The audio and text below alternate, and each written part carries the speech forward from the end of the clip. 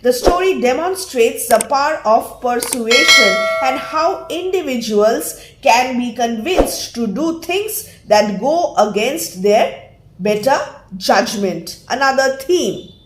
That's exactly it, Mr. Bolin. That's where the machine comes in. Listen a minute, sir, while I tell you some more. I have got it all worked out. I have chalked out the plan and I have done it quite minutely in detail. The big magazines are carrying approximately 3 fiction stories in each issue. This is a maths. This is a calculation. How can this be a profitable venture? Now take the 15 most important magazines, the ones paying the most money. A few of them are monthlies, but most of them come out every week. Alright, that makes, let us say, around 40 big stories being brought each week. That's $40,000. So in our machine, when we get it working properly, we can collar nearly the whole of this market. The dynamics of market demand and supply, we can collar. What is the meaning of collar? We can bring under our control nearly the whole of this market. So when Adolf Knife is telling this to Mr. Bolin, he is also highlighting through Adolf Knife, Roald Dahl is highlighting another important theme. And what is it? The danger of monopolies. The story shows the danger of monopolies and the potential for a single entity dominate an entire industry, thereby stifling competition and creativity. So quantity over quality, we have the power of persuasion, the danger of monopolization, and also the ethics of automation. All these themes are highlighted through the story, The Great Automatic Grammatizator. So learn these themes properly. My dear boy, you are mad. Your idea is a bizarre idea. It is a preposterous, outrageous idea, extremely ridiculous. Use these terms in your answers. No, sir, honestly, it's true what I say. Don't you see that with volume alone, we will completely overwhelm them. We will establish our monopoly in the market. We will just defeat all the other big publishing houses. This is possible and this is my conviction. This machine can produce, the purpose of the machine, a 5,000 word story, all typed and ready for dispatch in 30 seconds. So, in such a short span of time, we will be able to produce and dispatch 5,000 word story, all typed and ready. So dear students, what do you think? This is a creative process. Writing a story is a creative process. Literature is subjective. But here, Adolf Knife is designing this machine, this computer, in such a way that there is no scope of creativity, originality here. There is objectivity, there is this mechanization, automation, artificiality, complete objectivity in this process. Again, the importance of creativity and originality is another theme highlighted in this story. How can the writers compete with that? This is competition and we will have to stifle our competitors. And how can we do it? By mass producing stories and novels, one after the other. I ask you, Mr. Bolin, how? At that point, Adolf Knife noticed a slight change. On the verge of being convinced, Mr. Bolin. A slight change in the man's expression, an extra brightness in the eyes, the nostrils distending, the whole face becoming still, almost rigid. So, Mr. Bolin is also thinking about the matter. Quickly he continued, nowadays, Mr. Bolin, the handmade article hasn't a hope, so you need to get it typed. It can't possibly compete with mass production, especially in this country. You know that. Carpets, chairs, shoes, bricks, crockery, anything you like to mention, they are all made by machinery now. So these are all goods and items which are machine made. Can literature be machine made? This is a pertinent question raised in this story. What do you think? Try to form an idea about this concept. Machine-made, mass-produced literary pieces of art, literary pieces of work. The quality may be inferior. That's all right. We'll accept that. But that doesn't matter. What matters? Profit. It's the cost of production that counts. And stories, well, they are just another product. Now, is it so? Now, it is ironical that Adolf Knipe has always had this desire of becoming a successful writer. He wanted to write stories, and in fact, he has written so many stories over the last 10 years. But if this is his mentality, if this is what he thinks, he treats literature, he treats stories as another product. What do you think about this person? This is the corrupting nature of greed. He is frustrated, we know, because he has not yet published anything. But here, this is simple greed, human greed, the corrupting nature of greed. They are just another product like carpets, chairs. Here again, we have a simile to highlight the corrupting nature of greed. Carpets and chairs, and no one cares how you produce them as long as you deliver the goods, demand and supply. We'll sell them wholesale. Now this is again a satire, a satirical comment. Mr. Bolin, we will undercut every writer in the country. We will corner the market. So learn this quotation, learn this section, very, very important. Use these words and expressions in your short answer question as well as long answer question. We will sell them wholesale. Stories, just another product. We will undercut every writer, monopoly. We will corner the market, establish our supremacy, establish our control over the market. Mr. Bolin edged up straighter in his chair. He is also a businessman and he is now excited. He was leaning forward now, interested, curious, both elbows on the desk, the face alert, the small brown eyes resting on the speaker, completely engrossed in the topic. I still think it's impracticable. This is an impracticable trickery, Knipe. 40,000 a week, cried Adolf Knipe. Observe how Knipe is trying to persuade, trying to convince Mr. Bolin. He is not giving up. And if we halve the price, making it 20,000 a week, that's still million a year. And softly he added, you didn't get any million a year for building the old electronic calculator, did you, Mr. Bolin? But seriously now, Knipe, do you really think they would buy them? Listen, Mr. Bolin, who on earth is going to want custom-made stories when they can get the other kind at half the price? It stands to reason, doesn't it? And how will you sell them? Who will you say has written them? Who will be the author? We will set up our own literary agency and we will distribute them through that. And we will invent all the names we want for the writers. I don't like it, Knipe. To me, that smacks of trickery.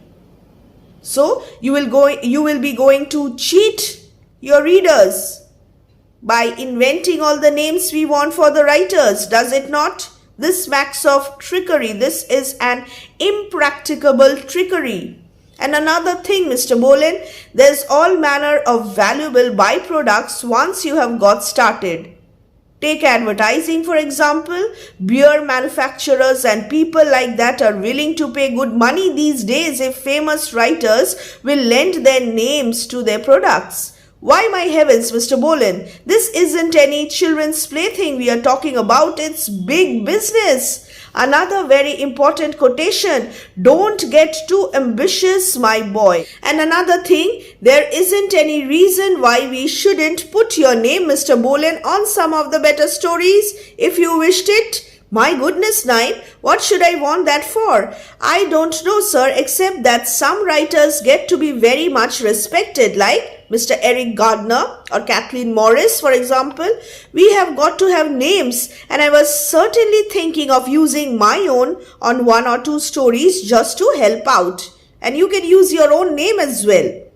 A writer, Mr. Bolen said, musing, well, it would surely surprise them over at the club when they saw my name in the magazines, the good magazines. That's right, Mr. Bolen. Mr. Bolen is also getting greedy here, ambitious here. For a moment, a dreamy, faraway look came into Mr. Bolen's eyes and he smiled. Then he stirred himself and began leafing through the plans that lay before him. This shows his growing interest in the plan.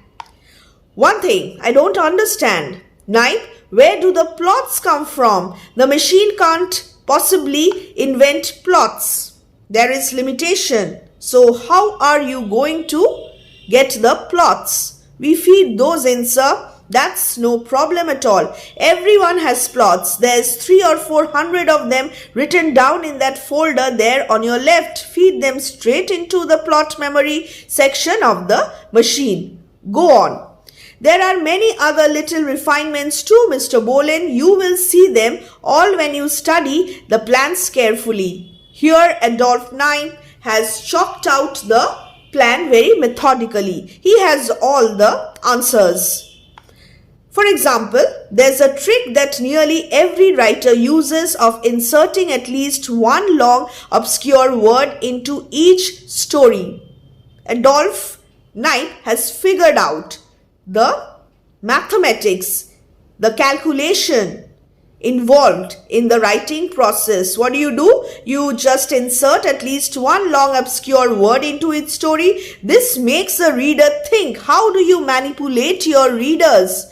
This makes a reader think that the man is very wise and clever using words, fancy words. So I have the machine do the same thing. There will be a whole stack of long words stored away just for this purpose. Where? In the word memory section, he said energetically.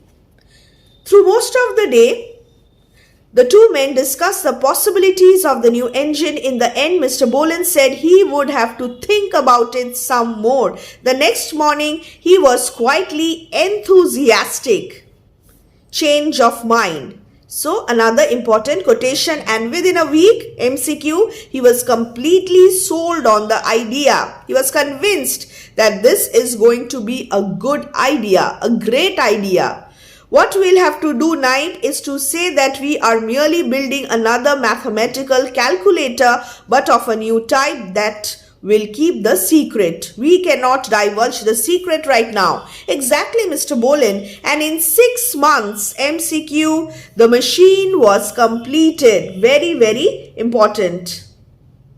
It was housed in a separate brick building at the back of the premises, and now that it was ready for action, no one was allowed near it excepting Mr. Bolen and Adolphe Knight. They did not want to reveal the secret. It was an exciting moment when the two men, the one short, plump, fat and brevite, what is the meaning of this? Having short legs, the other tall, thin and toothy, stood in the corridor before the control panel and got ready to run off the first story. All around them were walls dividing up into many small corridors, and the walls were covered with wiring, plugs, switches and the huge glass valves. They were both nervous. Mr. Bolen hopping from one foot to the other, quite unable to keep still, restless. Which button? Adolphe Knight asked, eyeing a row of small white discs that resembled the keys of a typewriter. You choose, Mr. Bolen, lots of magazines to pick from. Saturday Evening, Post, Collier's, Ladies' Home Journal, anyone you like. Goodness me, boy, how do I know? He was jumping up and down like a man with hives. So here again we have the figure of speech, simile. Mr. Bolen, Adolphe Knipe said gravely, seriously, do you realize that at this moment with your little finger alone you have it in your power to become the most versatile writer on this continent? So, ambition of Adolphe Knipe. Let's see what happens after this. So 6 months later, the machine is completed and Knipe and Bolen stared in front of the machine waiting to generate their first story. And once the first story starts rolling out, they will mass produce so many other stories, and perhaps Mr. Bolen will become the most famous writer in the continent. Listen, Knipe, just get on with it, will you please, and cut out the preliminaries. What is the meaning of preliminaries? Don't stop your discussion, just start. Okay, Mr. Bolen, then we'll make it. Let me see this one. How's that? He extended one finger and pressed down the button with the name Today's Woman printed across it in diminutive black type. What is the meaning of diminutive? Unusually small. There was a sharp click, and when he took his finger away, the button remained down below the lever of the others, below the level of the others. So much for the selection, he said. Now where we go? He reached up and pulled a switch in the panel. Immediately the room was filled with a loud. This is auditory imagery. Write this down. Auditory imagery. The room was filled with a loud humming noise and a crackling of electric sparks and the jingle of many tiny, quickly moving levers, and almost in the same instant, sheets of quarto paper. What is quarto? A size of book having 8 pages in a fold. Quarto paper began sliding out from a slot to the right of the control panel and dropping into the basket below. They came out quick, one sheet a second, and in less than half a minute it was all over. The sheets stopped coming. I think you have all seen a Xerox machine. How a Xerox machine works. Just try to imagine that. That's it, Adolphe Knipe cried. There's your story. So they decide to press Today's Woman, but the machine only generates a string of gibberish, meaningless words. They grab the sheets, they're curious to see the product, and began to read. The first one they picked up started as follows. See, gibberish, meaningless writing. There is this defect in the machine. The machine has faults. They looked at the others. The style was roughly similar in all of them. Mr. Bolen began to shout. The younger man tried to calm him down. This is their first attempt to write a story. It's all right, sir. Really it is. It only needs a little adjustment. We have got a connection wrong somewhere, that's all. You must remember, Mr. Bolen, there's over 1 million feet of writing in this room. You can't expect everything to be right first time, so relax. Be patient. It will never work, Mr. Bolen said. Be patient, sir. Be patient. Don't be so impatient. So here the first attempt turns out to be a failure, and Mr. Bolen is restless as a result of this. Now, Adolphe Knipe set out to discover the fault, and in 4 days' time he announced that all was ready for the next try, the second attempt.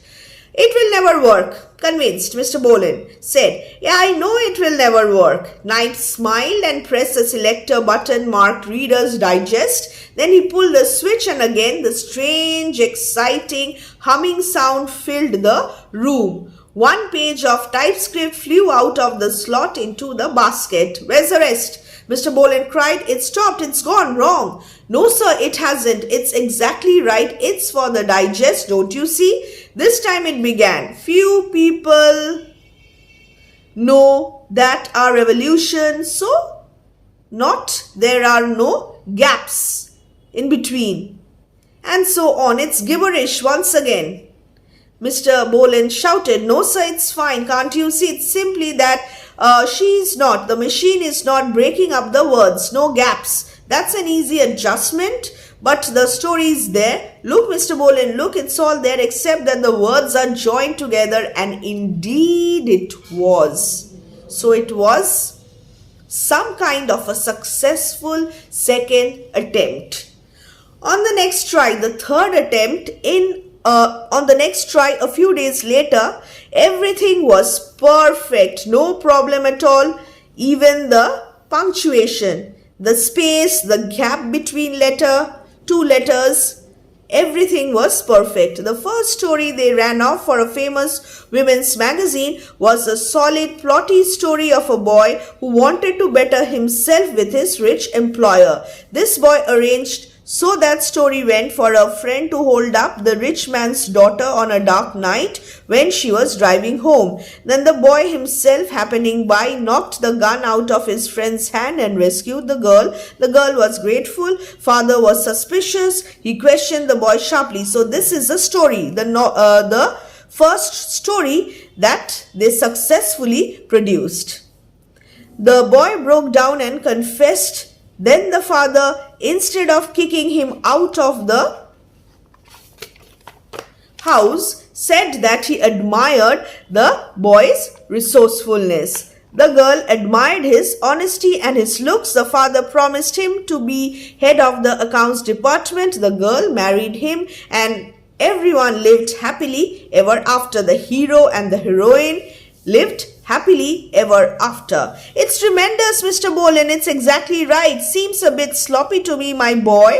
No, sir, it's a seller, a real seller. In his excitement, Adolphe Knipe promptly ran off 6 more stories in as many minutes, all of them except one, which for some reason came out a trifle lewd, seemed entirely satisfactory. Now, trifle means something of little value or importance, and lewd means having immoral implications, meanings. Mr. Boleyn was now mollified. What is the meaning of mollified? To make someone feel less angry or upset.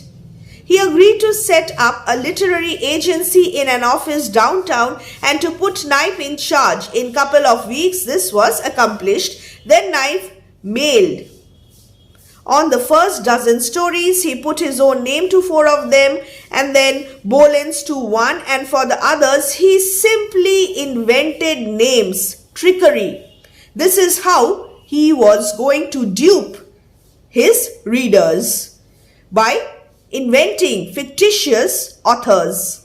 5 of these stories were promptly accepted. The one with Mr. Boleyn's name on it was turned down with a letter from the fiction editor saying, "This is a skillful job, but in our opinion it doesn't quite come off. We would like to see more of this writer's work."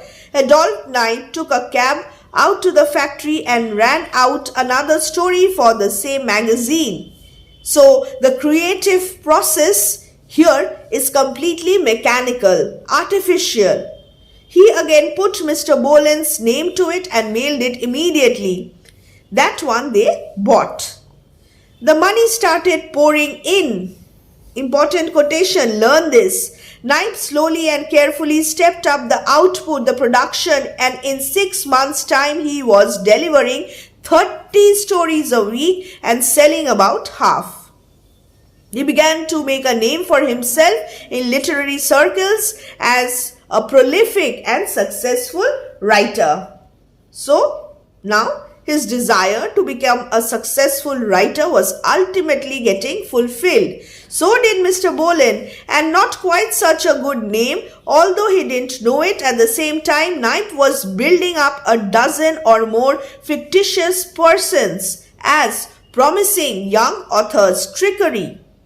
Everything was going fine. At this point, it was decided to adapt the machine for writing novels as well as short stories. Mr. Boleyn, thirsting now for greater honors in the literary world. Now imagine he is an engineer. Suddenly, he is trying to become a writer. He wants to make a name for himself in the literary world, all because of a mechanical process. Insisted that Knight go to work at once on this prodigious task. Prodigious, very large or powerful and surprising. I want to do a novel. Ambition of Mr. Boleyn. He kept saying, I want to do a novel. He has not said, I want to write a novel. He wants to do a novel. He wants to produce, artificially produce a novel. And so, you will, sir. And so you will. But please be patient. This is a very complicated adjustment I have to make. Everyone tells me I ought to do a novel. Even the critics, even the editors have failed to find out the secret. They are also publishing the stories produced, mass-produced by Mr. Boleyn and Adolphe Knight. Again, this is a satire. And everyone tells Mr. Boleyn to do a novel. Nobody has realized that there is no subjectivity, no creativity, no originality, and this is a mechanical, a product produced by a machine. Mr. Boleyn cried. All sorts of publishers are chasing after me day and night, begging me to stop fooling around with stories and do something really important instead. A novel's the only thing that counts. That's what they say. We are going to do novels, Knight told him. Just as many as we want, but please be patient. Now listen to me, Knight. What I'm going to do is serious novels, something that I'll make them sit up and take notice. Now, Mr. Boleyn is not a writer, but he is also having this ambition of writing a novel. This is ironical, this is satirical.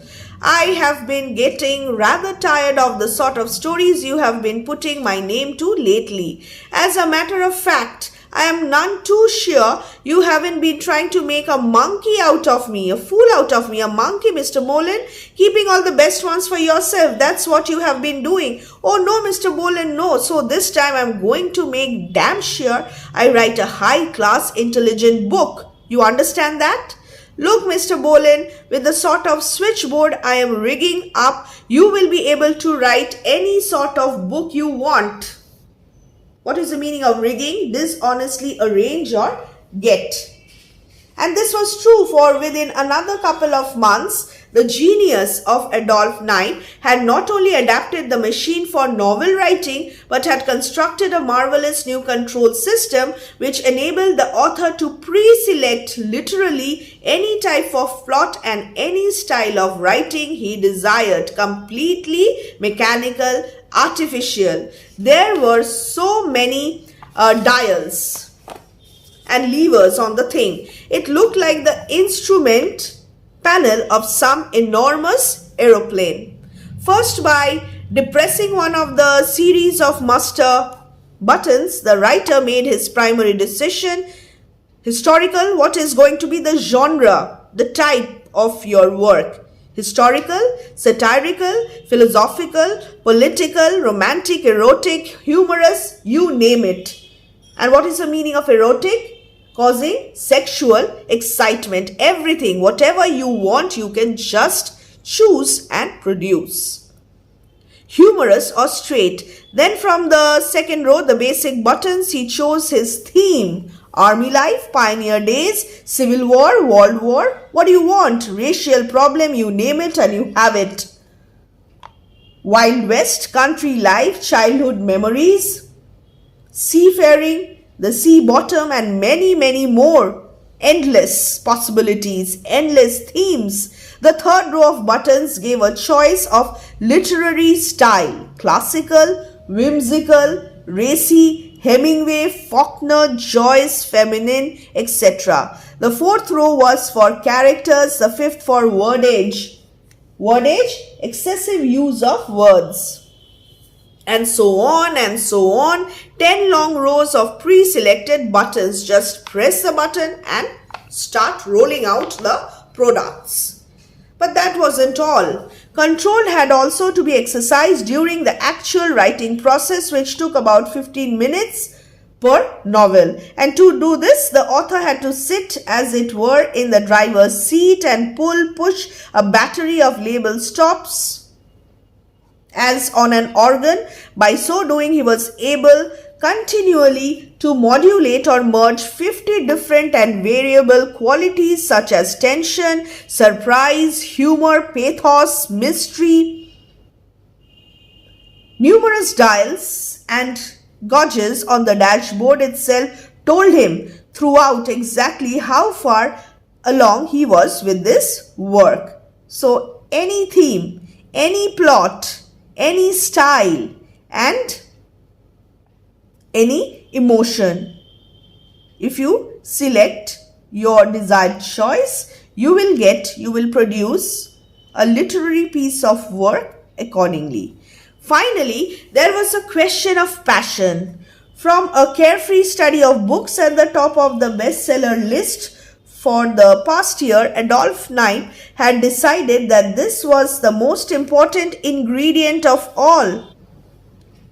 A magical catalyst that somehow or other could transform the dullest novel into a howling success.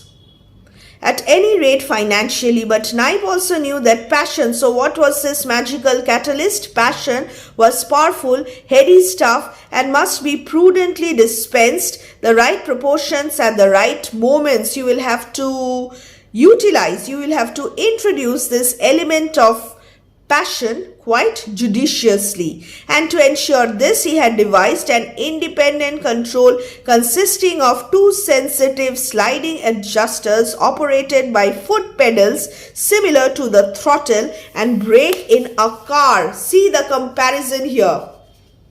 You are a driver and you are a writer functioning like a driver.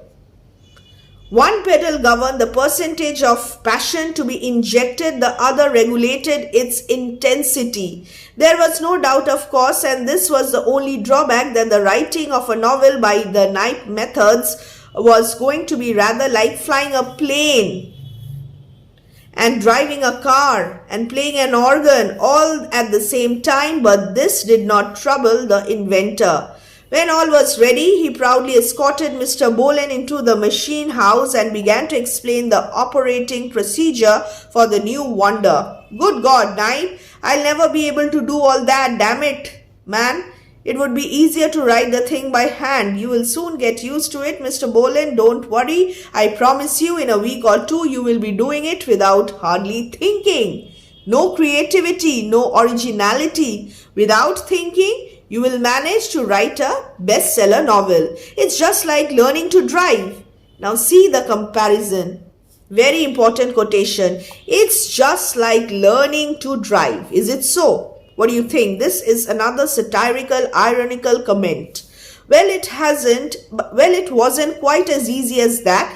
But after many hours of practice, Mr. Bolen began to get the hang of it, get used to it, and finally, late one evening, he told Knipe to make ready for running off the first novel. It was a tense moment when with the fat little man crouching nervously in the driver's seat and the tall toothy Knipe fussing excitedly around him. I intend to write an important novel, Knipe. I'm sure you will, sir. I'm sure you will. With one finger, Mr. Bolen carefully pressed the necessary pre-selector buttons. Master button, satirical. Subject, racial problem. Style, classical style. Characters, 6 men, 4 women, 1 infant. And length, 15 chapters. Completely mechanical. A mechanical process. So completely opposite. A contrast to the real writing process. At the same time, he had his eye particularly upon the organ stops marked power, mystery, profundity. Yes, I'm ready. Knipe pulled the switch. The great engine hummed again. Auditory imagery. There was a deep, whirring sound from the oil movement of 50,000 cogs and rods and levers. Then came the drumming of the rapid electrical typewriter, setting up a shrill, almost intolerable clatter. Out into the basket flew the typewriter, typewritten pages, one every 2 seconds. But what with the noise and the excitement and having to play upon the stops and watch the chapter counter and the pace indicator and the passion gauge, Mr. Bolin began to panic. He reacted in precisely the way a learner driver does in a car, by pressing both feet hard down on the pedals and keeping them there until the thing stopped. So these long descriptions of the machine, of the process of production of stories and novels, automatically these are important. Why? Because these descriptions highlight the satire, the irony in the story. Mechanically produced literature just to earn profit has been criticized and rejected in this story. Making an engineer an automatic author indicates that literary writing sometimes are treated as a matter concerning technology instead of finer human feelings and creative abilities of a writer. So, note this down, take down this theme. Congratulations on your first novel. This is so easy. Knife said, picking up the great bundle of typed pages from the basket. Little pearls of sweat were oozing out all over Mr. Bolin's face. It sure was hard work, my boy. But you got it done. You got it done, sir.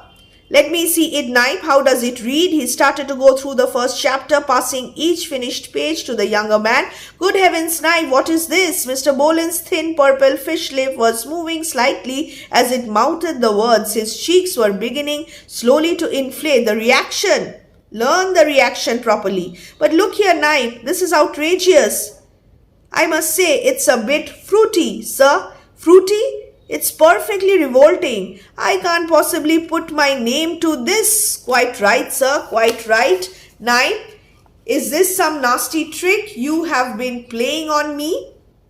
Oh, no, sir, no. It certainly looks like it. You don't think, Mr. Bolin, that you mightn't have been pressing a little hard on the passion control pedals? Do you?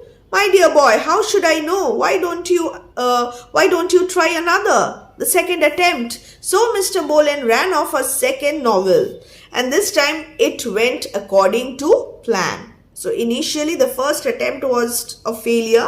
The author, Mr. Bolin himself, did not write the first novel. So again he produced the second novel, and it went according to plan, mixing all the ingredients in perfect proportion. Within a week, the manuscript had been read and accepted by an enthusiastic publisher. Again, a satirical comment. Irony. Why? Because the publisher also failed to realize that the novel was produced in some other way. Now, the story can thus be studied as a comment on the literary circumstances of the times when people start giving more importance to quantity over quality in literature. The critics were unable to realize that something was wrong. This was automatically produced. The publishers also failed to realize the real nature of the work. Everyone was happy because more and more novels and stories would be produced, would be supplied to them. Knife followed with one in his own name and then a dozen more for good measure. In no time at all, Adolph Knife's literary agency had become famous for its large stable of promising young novelists. Large stable of promising young novelists. Fictitious novelists. So, large stable.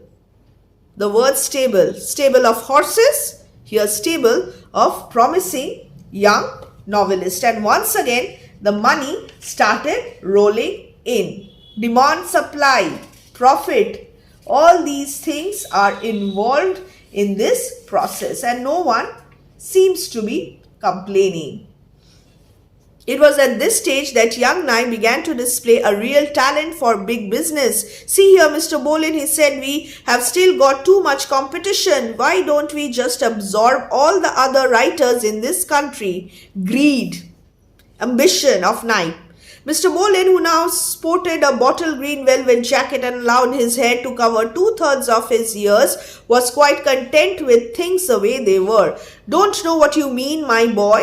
You can't just absorb writers." "Of course you can, sir. Exactly like Rockefeller did with his oil companies." Another simile. Simply buy them out. Corrupting nature of greed, and if they won't sell, squeeze them out. It's easy, very, very important. Careful now, Knipe.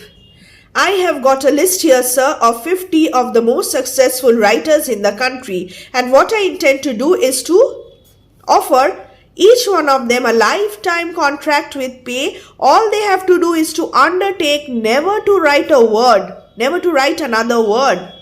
And of course, to let us use their names on our own stuff. How about that? Trickery. This is fraud. This is how you cheat your readers. Unethical practice.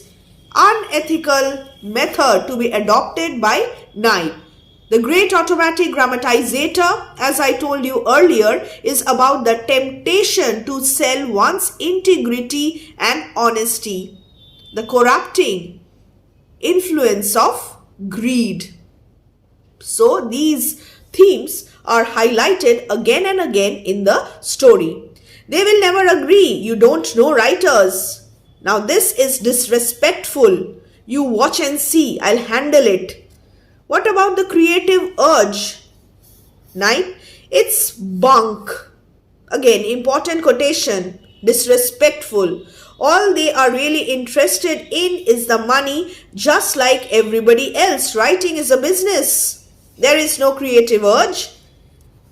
In the end, Mr. Bolin reluctantly agreed to give it a try, and Knipe, with his list of writers in his pocket, went off in a large chauffeur-driven Cadillac to make his calls. He journeyed first to the man at the top of the list, a very great and wonderful writer, and he had no trouble getting into the house. He told his story and produced a suitcase full of sample novels and a contract for the man to sign, which guaranteed him so much a year for life. The man listened politely, decided he was dealing with a lunatic, a mad person, gave him a drink, and then firmly showed him to the door. He was not persuaded. He was not convinced. First unsuccessful attempt to buy an author, buy a writer.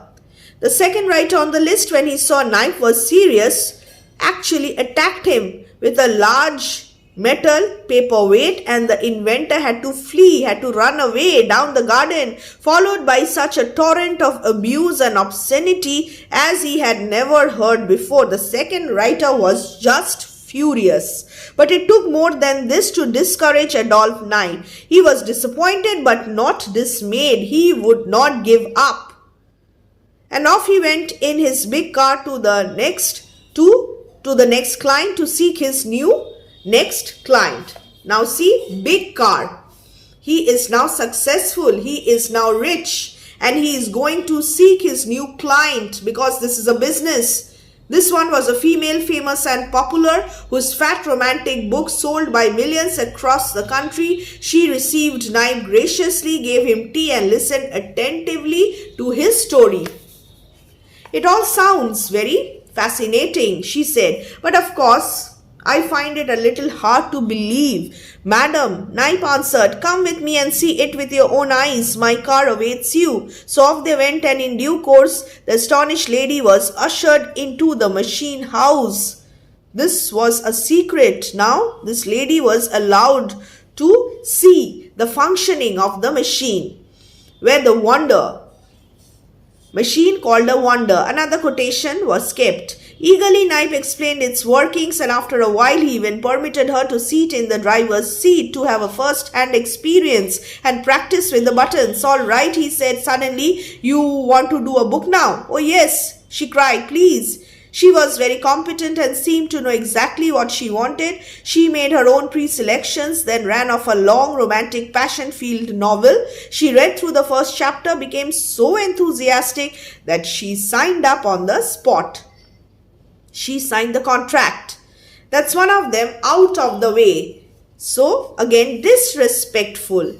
That's one of the writers, out of the way. I have bought her soul, her integrity. Buying and selling. Knight said to Mr. Boleyn afterwards, a pretty big one too, a famous, popular writer has been brought under our control. In this way, we are going to establish our monopoly. Nice work, nice work, my boy.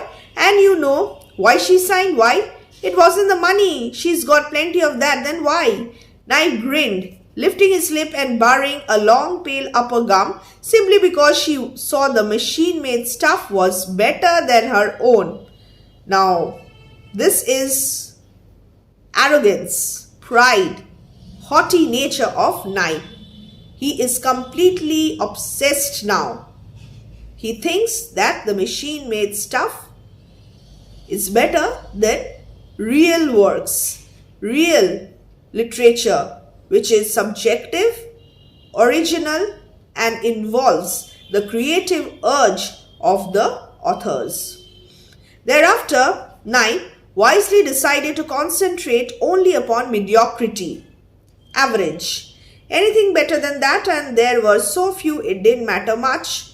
So, there were famous writers, but most of them were mediocre, average writers. Good writers there were not many good writers, so they were not a problem. And the mediocre writers were easily seduced by Knight. And there were so few, it didn't matter much, was apparently not quite so easy to seduce. So he did not bother about them. Probably there were 10 good writers, so he did not worry about them. They would not cause any problem, any serious issue. In the end, after several months of work, he had persuaded something like 70% of the writers on his list to sign the contract. He found that the older ones, those who were running out of ideas and had taken to drink, those who were experiencing writer's block, unable to write properly, were the easiest to handle, were the easiest to seduce. The younger people were more troublesome. They were apt to become abusive, sometimes violent when he approached them, and more than once Knight was slightly injured on his rounds. Dear students, now before reading the ending of the story, just notice another point. What is the point? This story is also about the shift of power. With the growth of the power of the machine, Knight also becomes more powerful. And later his greed leads him to develop a method that makes authors sign contract, and Knight buys more authors with this. Knight's greed corrupts him and he indulges in unethical practices in art. And the story also serves as an analysis of the way power functions. In the beginning, Mr. Boleyn was Knight's boss. When Knight develops a machine which gives him more power, he uses it to name the literary agency after his own name. The ideas presented in the story make it thematically rich for this purpose. This seems to be a very simple descriptive story, but thematically this story is very rich because of the various questions raised by Roald Dahl. But on the whole, it was a satisfactory beginning. This last year, the first full year of the machine's operation, it was estimated that at least One half of all the novels and stories published in English language was produced by Adolph Knipe upon the great automatic grammatizator. Just as I told you, again observe how the name of this literary agency is Adolph Knipe. Produced by Adolph Knipe. Mr. Bolin is now almost absent, invisible from the narrative. This is the shift of power. Does this surprise you? I doubt it. And worse is yet to come. Today, as the secret spreads, many more are hurrying to tie up with Mr. Knipe. They are all greedy to earn profit. This is an open secret now. And all the time the screw turns tighter for those who hesitate to sign their names. This very moment, as I sit here listening to the howling of my 9, the ending is very, very important. This very moment, as I sit here, who is I, the narrator, who has been invisible throughout the narrative up till now? The narrator appears. This very moment, as I sit here listening to the howling of my 9 starving children, a poor author in the other room, I can feel my own hand creeping closer and closer to that golden contract that lies over on the other side of the desk. Mr. Knipe has come to the house of the narrator as well. He is also a writer, and there is this golden contract. If the narrator signs the golden contract, he will become a rich man. His children will not starve anymore. He will become rich and successful. So what will he do? What decision will he take? And the last line is significant. Give us strength, O Lord, to let our children starve. Very important. Learn this quotation. What is the significance of the ending? A short answer question. Prepare this well. So the ending of the story brings a twist in it and adds a moral message. The narrator here speaks as a young struggling author, but he prefers to see his children dying with hunger to selling his services and inner self for money. So he will not surrender to the temptation of selling one's integrity and honesty. He will not deviate from the path of righteousness. In a way, it teaches us a lesson to all those who treat literature like other commercial goods. He is against commodification of literature. So the ending is again very, very significant, and this is why this story is so interesting and appealing. It raises important questions, and in the end it gives a moral message. Give us strength, O Lord, to let our children starve.